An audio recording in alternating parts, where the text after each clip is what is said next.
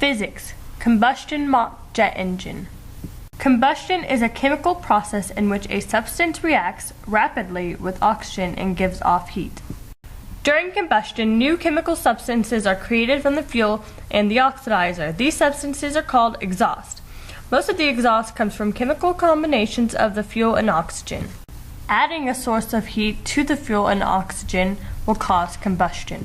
For my experiment, I decided to make a mock jet engine using the components of combustion with the aid of Dalton wood grain.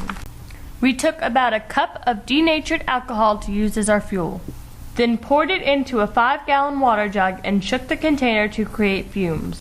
We then quickly took the top off, poured out the remaining liquid, and lit the fumes with a lighter. Let's see what happens the first time. Here's him shaking it.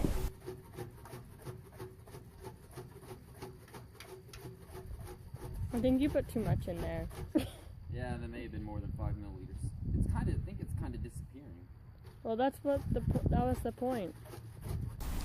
We'll just let him shake this for a bit. Don't forget the lighter. It's in the car. Let's see what happens. It went quite fast, didn't it? That's cool. Let's take a slower look. He's lighting the fumes exiting the container now. They catch fire as they heat up.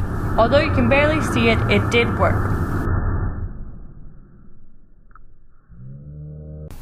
It was too bright outside to actually see what was going on inside the container.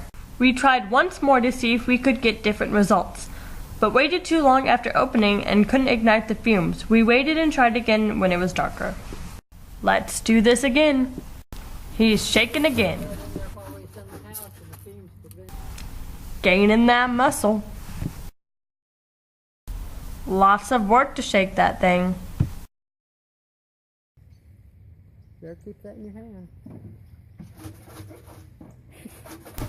Pour it out on the weeds. No. You did it wrong again. I did not. You're supposed to pull it on the weeds. Pour it on the weeds. Time to light her up. Woo! She worked this time.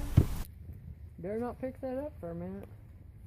Grandma's right. The container is quite hot right now. The flames are still going because the heat is constantly reigniting the fumes. Let's take a slower look.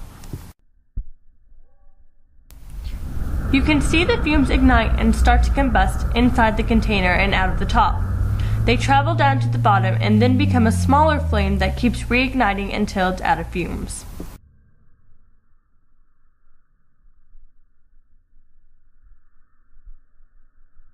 As the air starts to react with the fumes created by the denatured alcohol, we are able to set them on fire and cause a combustion. A jet engine or a rocket thruster would work in a similar way.